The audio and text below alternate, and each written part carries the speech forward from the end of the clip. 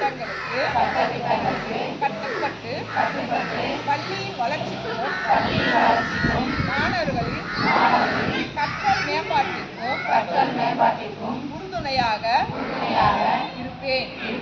அரசின் அனைத்து நலத்திட்டங்களும் மாணவர்களுக்கு சென்றடைவதையும் பள்ளியின் வளர்ச்சிக்கு சமூகம் மற்றும் பிற துறைகளின் பங்களிப்பையும் உறுதி செய்வேன்.